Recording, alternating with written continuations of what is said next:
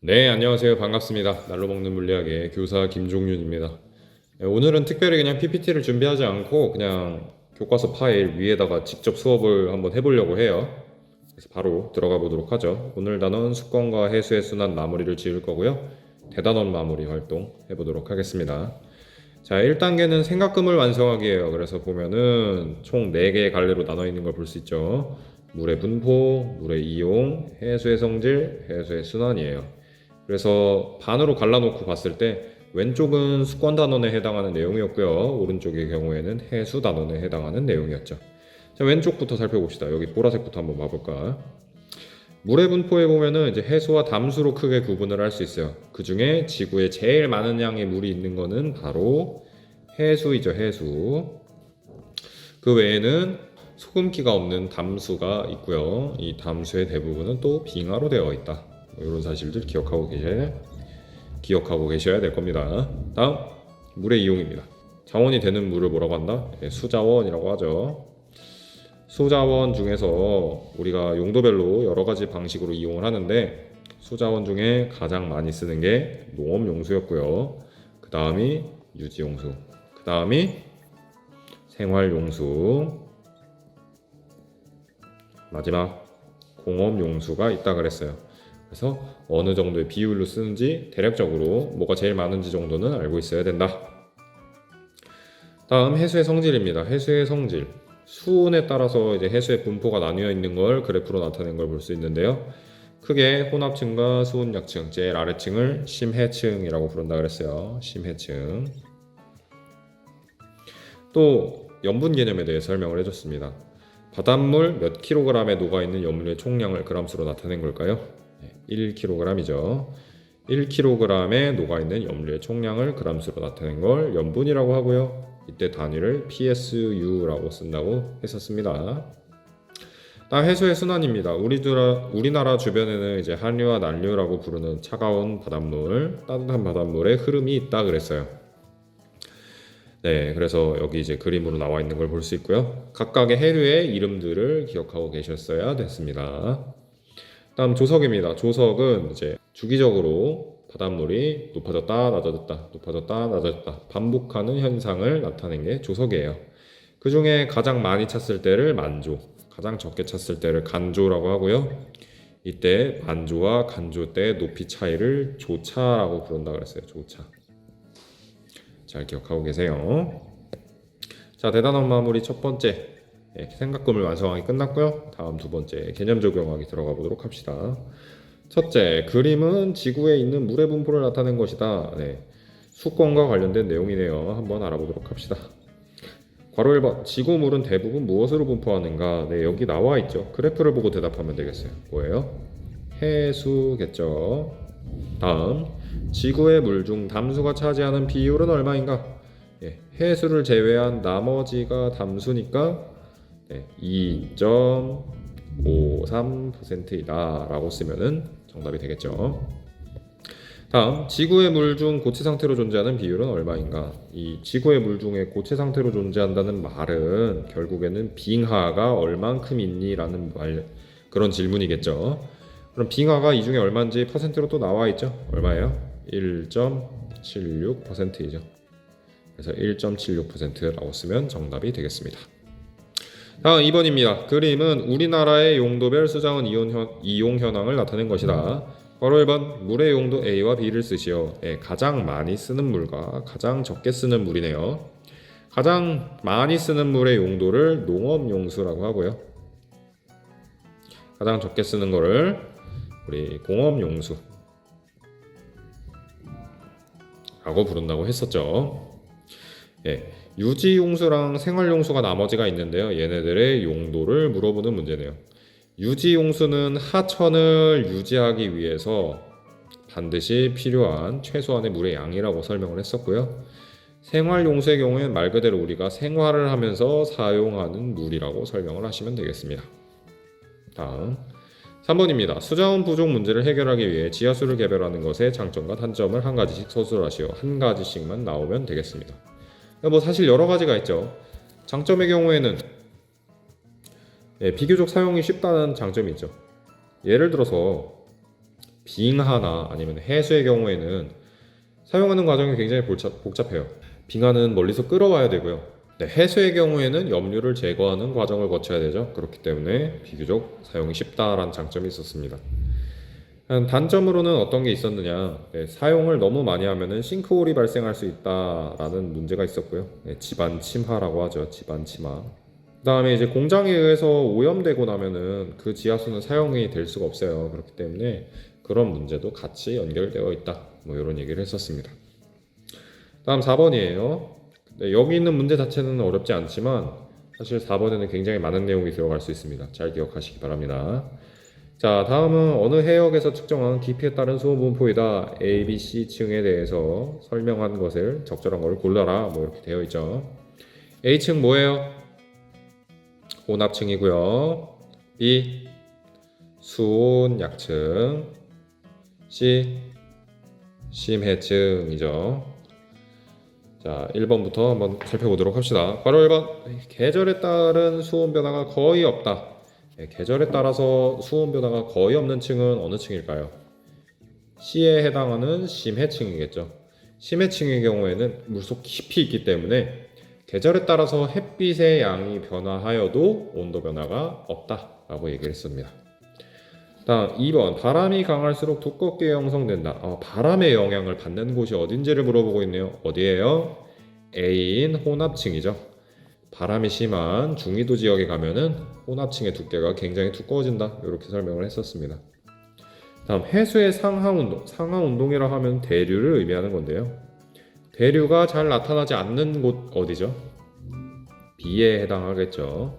B의 경우에는 온도가 높고 밀도가 낮은 물이 위쪽에 있고, 온도가 낮고 밀도가 높은 물이 아래쪽에 있기 때문에 밑에 있는 물은 계속 밑에 있으려고 하고 위에 있는 물은 계속 위에 있으려고 하는 성질을 갖고 있습니다. 따라서 수온 약층에 있는 물들은 대류가 잘 일어나지 않는다는 특징을 갖고 있어요. 그래서 이 수온 약층에 대한 설명인 걸 알 수 있습니다. 3번이. 4번. 깊이에 따른 수온 변화가 가장 크다. 수온 변화가 가장 큰 거 그래프만 봐도 알 수 있죠. 어디예요? B에 해당하는 수온 약층이 되겠죠. 4번 문제까지 풀어봤습니다. 5번. 네, 5번 별표.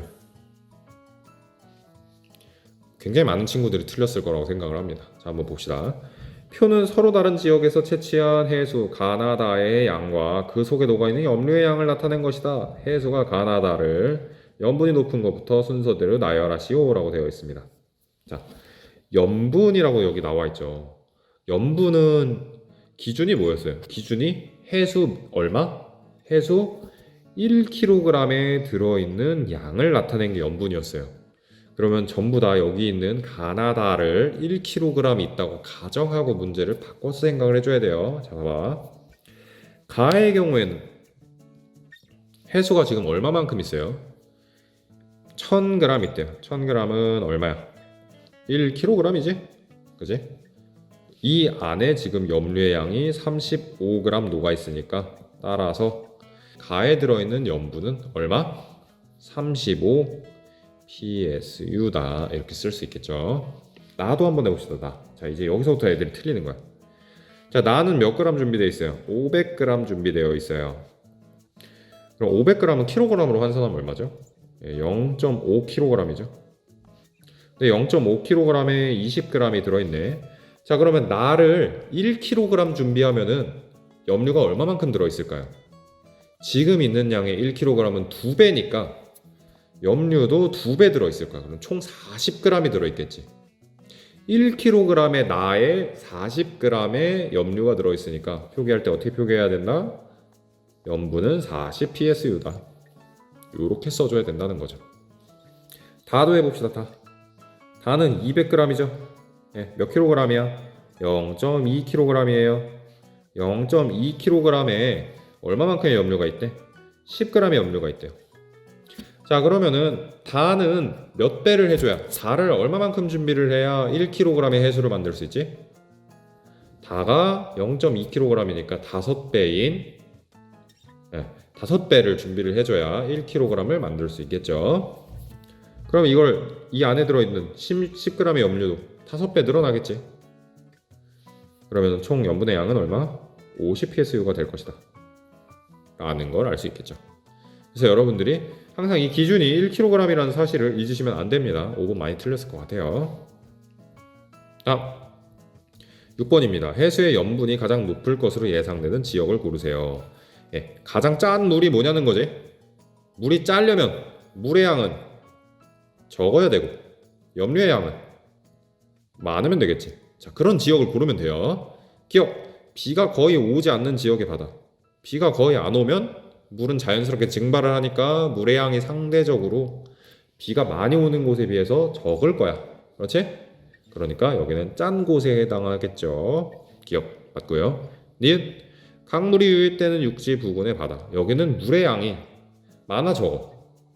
강물이 계속 들어오니까 물의 양이 상당히 많겠지. 그렇기 때문에 니은은 아니다 라고 할 수 있습니다. 디귿 강수량이 증발량보다 많은 지역의 바다. 네, 강수량이 증발량보다 많다는 거는 비가 굉장히 많이 오는 지역이라는 거지 뜻이. 비가 많이 온다는 거는 물의 양이 많을 테니까 짜지 않겠죠. 그래서 답은 기억이다.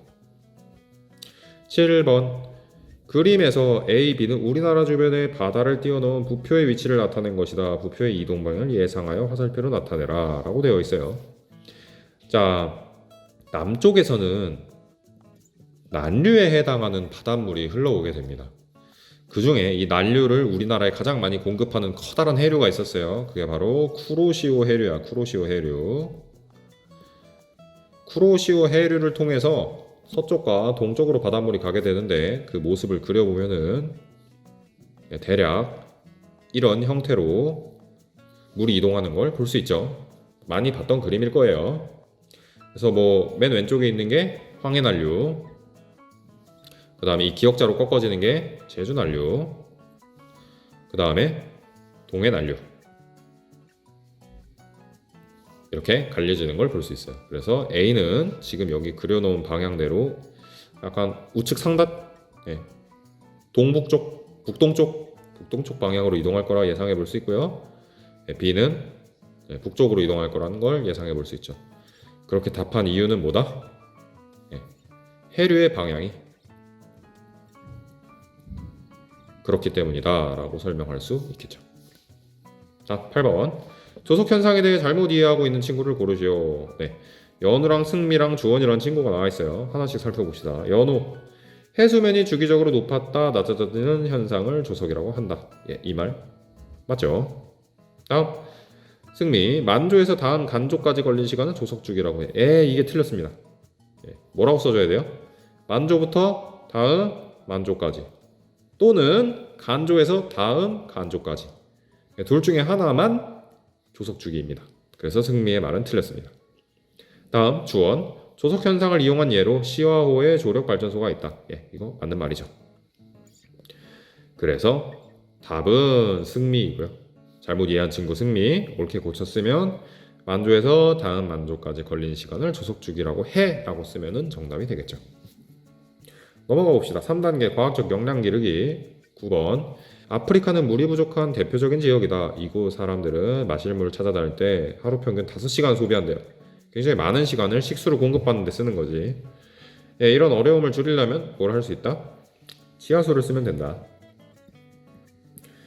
이 지하수를 쓰려면은 기술력과 비용이 필요하겠죠. 그래서 이런 공급이 필요하다라고 얘기할 수 있겠습니다. 다음 10번입니다. 그림은 고위도, 중위도, 저위도에서 연직 수온 분포를 나타낸 것이다. 네, A 지역은 보면은 이 수온의 차이가 굉장히 많이 나는 걸 볼 수 있고요. B는 보면은 이거 층을 나눠놓고 생각을 하는 게 좋을 것 같아요. 자, 봅시다. A 지역은 층이 이렇게 나뉘었고요. B 지역은 층이 이렇게 나뉘었고요. C 지역은 층이 없어요. 그죠? 맨 위층을 우리 뭐라 한다 그랬지? 혼합층이고, 중간을 수온 약층, 맨 아래 C 몇 층이죠. 자, 이렇게 세 개의 층으로 나눠 놨는데 A의 경우에는 보면은 혼합층의 두께가 그다지 두껍지 않은 걸 볼 수 있어요. 뭐에 비해서? B에 비해서. B는 훨씬 더 두껍지. 그럼 B 지역은 지금 바람이 굉장히 많이 불 거라는 걸 예상해 볼 수 있고, A는 바람이 부는 양은 적은 대신에 뭐가 세? 햇볕이 굉장히 세. 그래서 온도가 되게 높다라는 것을 예상해 볼 수 있어요. 자, 이걸 토대로 문제를 한번 풀어봅시다. A에서 C는 각각 고, 중, 저위도에 해당한다. 예. 그러면은 각각을 연결해 주세요. 이런 문제겠죠. A의 경우에는 지금 온도가 굉장히 높고 그 혼합층의 두께는 그다지 두껍지 않은 걸 볼 수 있죠. 고위도일까요? 저위도일까요? 적도일까요? 북극일까요? 적도 쪽에 해당하겠죠. 온도가 높은 걸 봐서는. 그지? 적도는 저위도 지역입니다. 저위도. 자, 다음 B가 조금 어렵기 때문에 C로 넘어가 봅시다. C는 수온의 변화가 표층이든 심층이든 거의 차이가 없네요. 왜 그럴까요? 햇볕이 별로 안 오기 때문에. C 지역, 다시 우리 심해층 개념에 대해서 생각을 해보면 심해층은 수온이 계속 온도가 낮고 일정한 형태를 띠죠. 왜 그런다? 햇볕이 거의 안 들어와서. C 지역은 그런 표층도 그런 상태라는 뜻이겠지? 그지? 그런 데가 어디다? 고위도, 북극이다. 네. 그래서 C 지역은 고위도라는 걸 알 수 있고요. 그럼 자연스럽게 B가 뭐야? 중위도겠죠. 중위도 지역은 바람이 굉장히 세게 붑니다. 그래서 온도는 그렇게 높지는 않지만 혼합층의 두께가 상당히 큰 걸 볼 수 있죠. 자, 바로 2번. 이렇게 생각한 까닭을 태양에너지 흡수량과 바람의 세기와 관련지어 설명해보자. 다 설명했으니까 넘어갑니다. 그림은 해수에 녹아있는 염료의 비율을, 표는 두 해역 가와 나의 염분과 해수의 1kg에 포함된 염료의 A, B 양을 나타낸 것이다 라고 되어 있어요. 별표. 염료가 나오면은 염분비 일정 법칙이 나올 거라는 걸 예상해 봐야 돼요. 그래서 염분비까지 다 주어져 있어요. 이걸 토대로 문제를 푸시면 되겠습니다. 염료 A와 B는 각각 얼마인가 라고 되어 있어요. 그러면은 A랑 B의 비율을 찾은 다음에 그 비율을 이 왼쪽에 있는 그래프랑 비교를 해서 비율이 같은 물질이 이 A와 B에 해당하겠죠. 예를 들어서 A 한번 봅시다. A의 경우에는 가 지역에서 몇 퍼센트가 들어있는지를 우리가 계산해 볼 수 있을 거예요. 그래서 계산을 해보면 가에서 A의 비율 가에서의 30 PSU 중에 23.3이 A인 거죠. 계산을 해보면 대략 얼마쯤 나온다? 77.7% 정도가 나온다. 여러분들이 한번 노가다로 계산해보세요. 계산 자체가 그렇게 어렵진 않습니다. 그래서 A는 뭐에 해당하는 걸 알 수 있다? 염화나트륨이다. 자, B도 똑같이 해봅시다. B는 나에 나와 있네요. 40 PSU 중에 1.9g이 B래. 그러면은 B는 대략 몇 퍼센트 정도 되나요? 위아래로 2.5배 해주면은 딱 맞을 것 같은데, 계산해보니까 약 4.8% 정도 되는 것 같네요. 그죠? 그럼 뭐예요? 황산 마그네슘이겠죠. 황산 마그네슘. 그래서 여러분들도 계산을 통해서 이렇게 어떤 물질인지를 예상해 볼 수 있다. 염분비 일정 법칙이 있으니까. 다음 괄호 2번. 기역 니은에 들어갈 염료의 양을 구해보자 라고 되어 있어요. 여기는 노가다입니다. 자, 니은의 경우에는 30 PSU 중에 4.8%가 B의 양이 되겠죠. 그죠? 그러면 4.8%를 계산을 해주면 돼요. 4.8 100분의 4.8. 자, 이 뒤로는 노가다입니다. 여러분들이 직접 해보시고요. 기역을 먼저 했어야 되는데, 기역의 경우에는 40 PSU 중에 77%가 염화 나트륨에 해당하죠. 그래서 이것도 여러분들이 계산하시면 되겠습니다. 30.8g 나올 것 같고요. 1.44g이 되겠네요. 둘째 자리에서 반올림하라고 했으니까 이거는 1.4g이겠죠. 이렇게 여러분들이 계산을 해보실 수 있다. 다음 12번. 다음은 가족 한 사람당 1일 동안 사용하는 평균적인 물의 양을 계산하는 과정을 나타낸 것이다. 영희는 수도요금 청구서를 이용하여 한 달 동안 사용한 물의 양을 다음과 같이 계산하였다. 한 달 동안 사용한 물의 총량이 30m 세제곱이고 1일 평균 물 사용량이 30m 세제곱에 30을 나누면은 한 달 동안 사용한 다시 하루 동안 평균적으로 물을 사용한 양이겠죠. 그럼 대략 하루에 1000리터라는 거를 계산을 할 수 있었고요. 그럼 사람이 4명이니까 사람이 한 명당 250리터씩 쓰고 있었다라는 거를 예상을 한 거죠. 250리터면은 야 너네 물 마실 때 1.5리터 생수병 사다가 놓고 집에서 먹죠. 아니면은 뭐 2리터 좀 더 큰 거 2리터. 이거 몇 개야? 이거를 125개 준비해야 되는 거죠. 이만큼 어마어마한 양의 물을 씁니다, 여러분들이. 그래서 여러분들도 이런 식으로 계산을 해보라고 나와 있는데 뭐 이거 직접 한 거를 내가 검사하진 않을게요. 구체적인 실천 방안도 우리 수업 때 많이 얘기했으니까 넘어가도록 하겠습니다. 그래서 여러분들도 이것도 한번 해보시고요. 내가 진짜 이거 제대로 이해를 했는지 이렇게 한번 되돌아보면은 기말고사를 준비하는데 큰 도움이 될 것 같습니다. 자, 그래서 오늘 숙제는 오늘 여태까지 했던 대단한 마무리 여기 이제 문제를 푼 걸 인증하시면 되겠고요. 네, 우리는 또 다음 시간에 만나도록 합시다. 안녕.